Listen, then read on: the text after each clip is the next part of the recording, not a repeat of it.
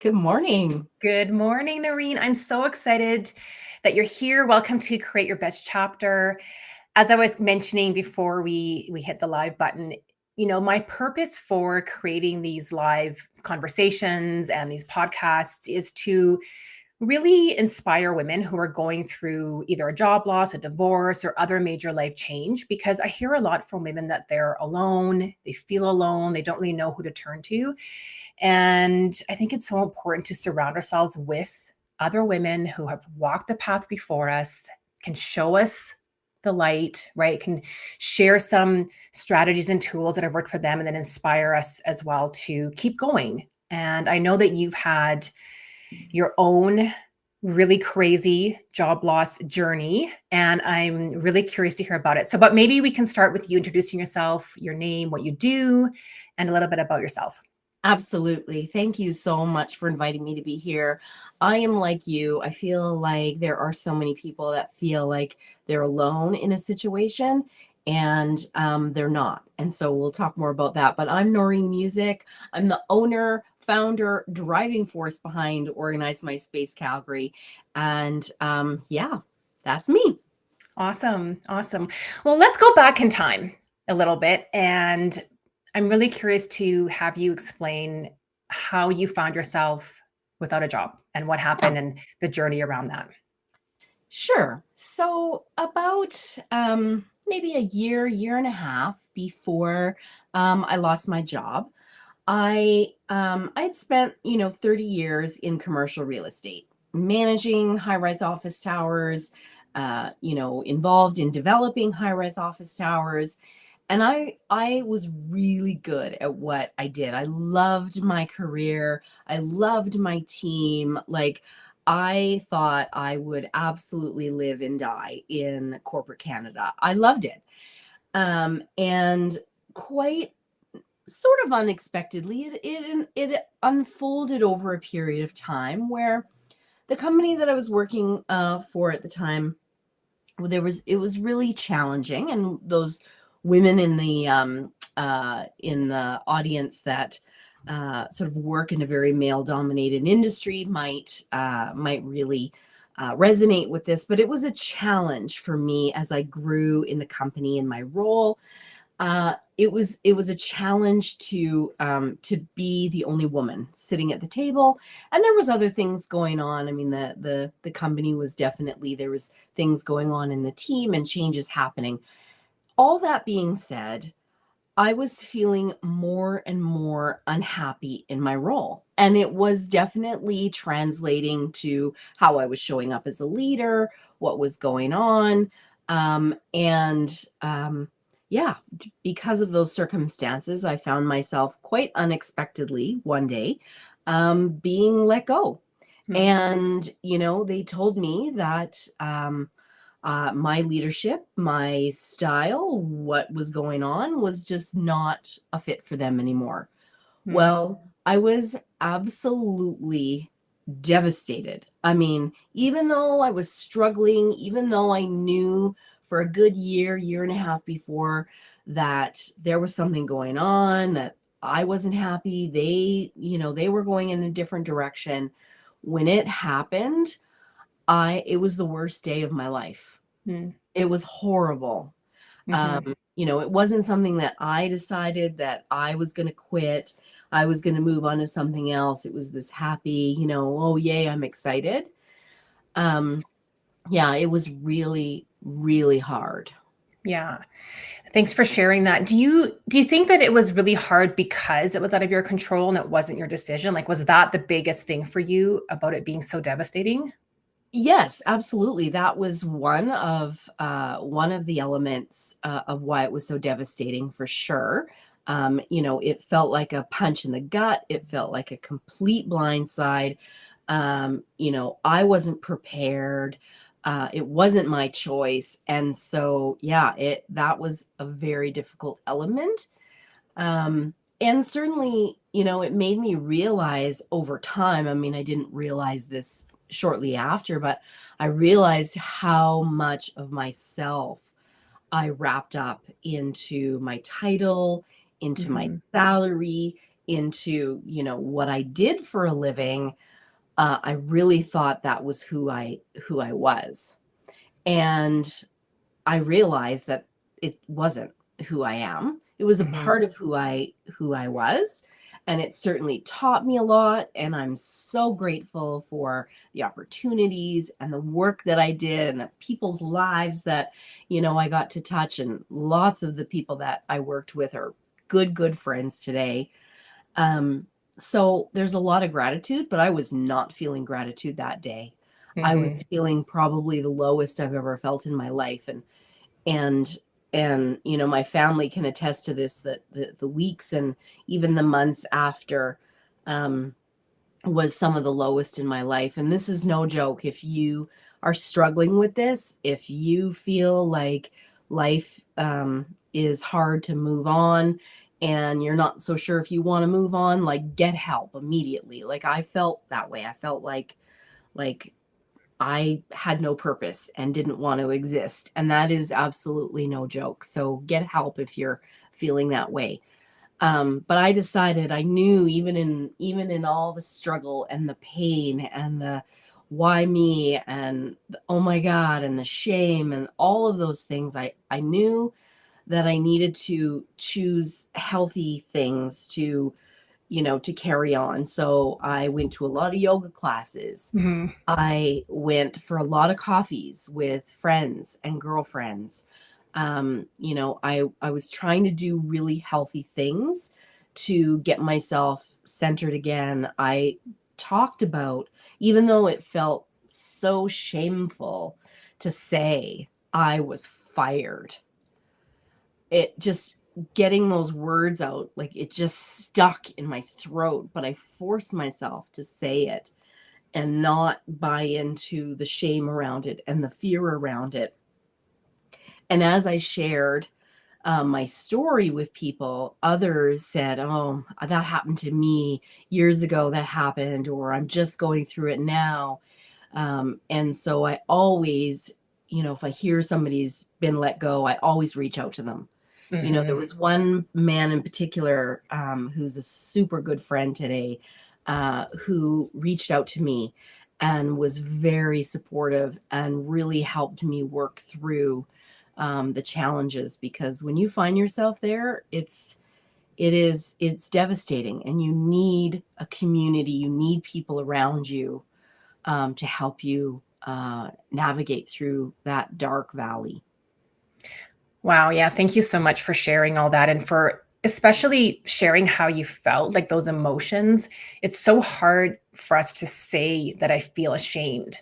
I know for me, I felt humiliated. Like I couldn't stand the fact that people had been talking about me behind my back for who knows how long, right? Yeah. About whatever they were talking about, my performance or the fact that they wanted to get rid of me. And that was such a difficult thing to process through my body and to process through my mind, and to, like you said, not buy into that, because obviously things happen and it's out of our control and it doesn't necessarily reflect on you. Although at the time I was like, this is a reflection on me. Yeah. Obviously I wasn't doing a good job, obviously people didn't like me, and we all want to be liked, we all want to be validated, we all want to know that we're doing a great job.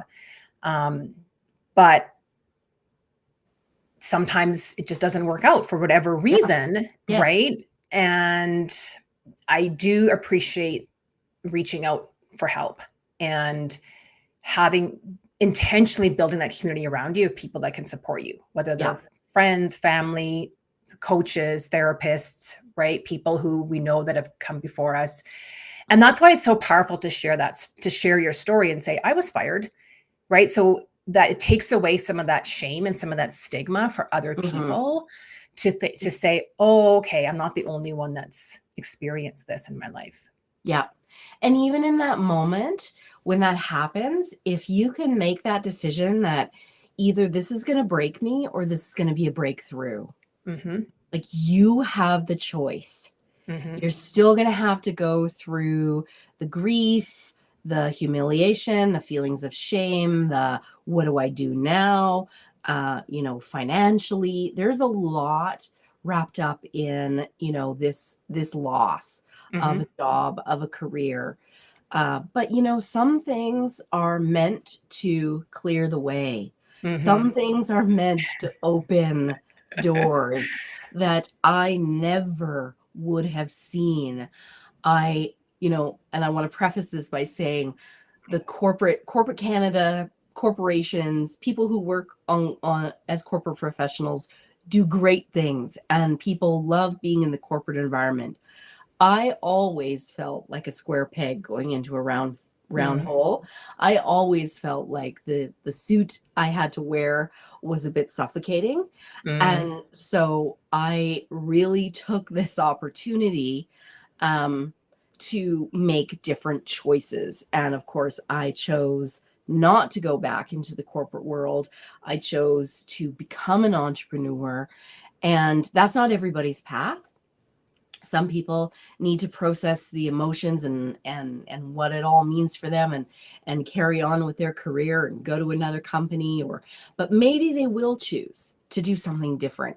There's opportunities that Mhm. lie inside of some of our worst days ever, and we can choose: is it going to break me, or is it going to be a breakthrough? I love that, and I 100% agree with you that it is a choice. It's a decision of how we respond to the things going on around us. Like, we can't control the decisions that are made around us. So someone decided, "Hey, you're no longer a fit. We don't no longer need you. Bye." But we can choose how we respond to that and what we do with that. Yeah. And the interesting thing, and you and I are similar this way, is that you knew about a year or so before you were sharing that you weren't even happy there, right? You knew you wanted to make a change. Yeah. I was the same way. I was like, I'm not sure this is where I want to be. I don't feel really happy. I don't really know what it is that I want to do, but I was sort of questioning. Um, and I call it not listening to our intuition. Like, I Mm, find that really interesting that we sort of push that away and say, well, we're supposed to be in this job and we're supposed to just do the next thing. And we're not supposed to rock the boat and we're just supposed to wait for the promotion and we're just supposed to work hard yeah. and be loyal and give back and, be a good employee and we'll be rewarded. And sometimes a lot of times it doesn't happen. We're No. rewarded by, here's the door. Yeah. And in my case and in your case, it's like the door was opening to new opportunities. And Yeah. there's always a gift in something that happens to us, right? So Yeah. Yeah. Is that your puppy? it's my dog. She's So I think she's I wanted dreaming. I wanted to share a little bit about, of course, I now that I'm an entrepreneur and in my business, I wrote a book Mm-hmm. called The Unexpected Entrepreneur. Mm-hmm. And I do explain and go into some detail about my experience becoming an unexpected entrepreneur. And chapter 7 is called "Making the Most of Your Challenges." And the quote that I love is, "A smooth sea never made a skilled sailor," by Franklin D. Roosevelt. And so if we never experience these things in our life, if our life is just, charmed, we will never grow, we will never learn. And now I can look back on that day, and my heart is full of gratitude. I have Mm-hmm. let go of the shame, I've let go of the fear, I've let go of, people's opinions of me, and what a gift this has Mm-hmm. been. Mm-hmm. Um, so I just wanted to read um, just a little bit about it. So Mm-hmm. I say, in 2018, I was faced with the greatest challenge of my life. This was the year I cried many painful and hot tears after I lost my career and everything I thought my life was going to be. More tears fell from my eyes and down my cheeks in those 12 months than in my entire 49 years before. I never realized I had so many sobs inside of me to express. They were hot tears, cleansing tears, renewing tears. These tears led me to become an unexpected entrepreneur. It was hands down the hardest time in my life, full of regret, pain, and shame. But like the great number of challenges I triumphed over in the past, this time also became one I look back on now with such gratitude. My year in the valley gave me many trials to work through. With those trials came profound lessons I didn't know I was waiting for. They changed me forever and molded me into the unexpected entrepreneur I am today. So take heart. You may experience the worst day of your life through some kind of loss, but life does carry on. We can take the pearls from these situations and we can carry on and reinvent ourselves. But we need a community. Like the work you do, Vera, is so inspiring to me. How you walk alongside women who have suffered some of the greatest losses of their lives. We need to take away the fact that this doesn't make us a worse person or a less than person. It's a redirection. It's a reinvention. It's a breakthrough. Hmm. That's so beautiful and so powerful. Thank you so much for sharing that, Noreen. I know so many women and people need to hear that, because it can be really tough when you're in your darkest days to think, how am I even going to get through this? Like, I can't even get out of bed, or I don't even know who to turn to, or there's no opportunities coming my way.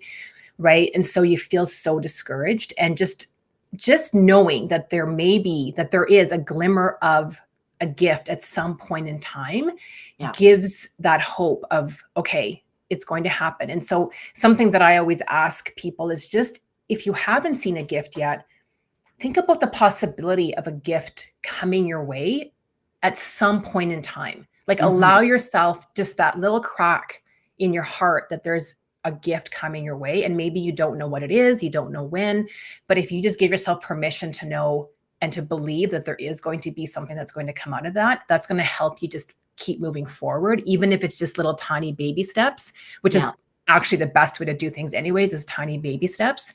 And so those words are so inspiring, and look at where you are now. So now you've created this business that you never would have. I never would have. And you never would have discovered all the things you discovered about yourself, met a whole bunch of people, and discovered the fact that, hey, actually, I'm meant to own a business and be an entrepreneur and not work for an organization. So tell us a little bit about what you do in your business. So what I do is my company provides organizational services for people at home and at work. And so I'm a trained professional organizer, and my team and I will go in, we will revolutionize your kitchen, your pantry, your closet, your office, your home office, whatever it might be. Super fun. And then I also do a lot of workshops and training and coaching for corporate professionals, because in my job, I had to be very organized. I was very organized, and I'm very productive and efficient with what I do. So now I teach, and it's incredible. I love it. I should have been an entrepreneur 20 years ago. Go ahead. So, for someone who's thinking about, okay, well, what is my next step? Right? Maybe I do want to explore entrepreneurship, or maybe I do want to go back into, a job somewhere. How did you figure out what it is that you're really, really good at, and what it is that you're passionate about? Like, when you speak about what you do, your face lights up. You can just hear it in your voice, how much you love doing it. How did you find that? So my biggest piece of advice would be, go with how you feel. When I was in, the corporate world, it was always, okay, what's the return on investment? What's the analysis? What's the, what's the data say? And I had to shed that and say, okay, what does this make me feel? Like, does this light up my heart? Does this, when I see what the impact this makes on people, like, how do I feel? And for me, the biggest indication is I had other job interviews after, and I was interviewing for this big VP role, and the role would have been mine, but I walked in, and I felt this visceral, like, I almost felt like I wanted to vomit. My body, my feelings, my emotions were like, Noreen, run. This is not for you. And so for the first time, I remember listening to how I felt. Even my Mhm. husband was like, "Really? You're gonna say no?" And I said, "Yeah, I'm not 100% sure what I'm doing yet, but I know how I feel, and I Mhm. don't ever want to feel that way again. Mhm. I want to feel like, when we transform someone's home and we help them, break free from their attachment to stuff, when we set up systems and functional spaces for people, when I leave, the feeling of that is Mhm. incredible. It's so Mhm. uplifting. And so, yeah, go with how you feel. That's so powerful. Why do you think that as women, especially, we disconnect from that feeling, right? Like it's that intuition. Like our intuition talks to us through our bodies and how we feel, our emotions, and yet you and I have both gone through it where we've just ignored that Yeah. feeling. Why do you think that is? Well, I mean, we live in a patriarchal society, and the patriarchal society says go with the data, go with the measurements, go with don't use your intuition. And I think more and more women, no matter where they are, if they're in the corporate world, if they're entrepreneurs, small business owners, moms, grandmas, like we need to model using our intuition and Mhm. going with how we feel. And I Mhm. actually see more and more men doing this Mhm. as well, and hearing more and more men tapping into their intuition, because it's not exclusively a female thing. Mhm. I think it's a societal thing where we need to honor the fact that, as women, this gift does come a little bit more naturally to us. Mhm. Mhm. I agree, and, it's interesting because I was asked, a couple of weeks ago when I was on a podcast, what's the number one piece of advice that I would give people going through, you know, a life change like this? And of course, there's lots of things that I could say, but I said the number one thing is to get still and quiet and listen to yourself. Right? Yeah. Tune into yourself, tune into what it is that you're feeling, tune into what it is that your intuition is trying to tell you and probably has been telling you or trying to tell you for a long time. And that you're right, in our society, we just get programmed and conditioned to not listen to that and just to look at the facts. Oh, this would be a great job because it makes this much money, or, this is the thing for me because of ABC data, or this is what I think I should quote unquote be doing, Yeah. not what it is that I feel is right for me. And so I love that advice around how do you feel? Like what lights you up? What Yeah. makes you feel good? And where do you feel it in your body Mhm. so that when the time comes for you to make the next decision about something, do I feel it in my body that way? Yeah. Or do I not feel it in my body that way? And Yeah. becoming more in tune with our bodies and our Yeah. emotions and our feelings. And it's also okay if you do need to take that job, even if it isn't Yeah. the perfect thing. I mean, we all Yep. have bills to pay, and that's okay. It's okay to still be seeking. It's okay to still not have it figured out and know that, your family's relying on you. You need to pay the bills. That's okay too. I had the luxury of taking some time. And, that's why I chose, okay, I'm going to really do yoga. I'm going to start a practice of meditation. I am actually, for the first time in like a long, long time, feel my feelings. I Mm. sat in that shame. I cried. I was angry. I knew that I needed to feel all these emotions and really sit with them and let them happen and process them.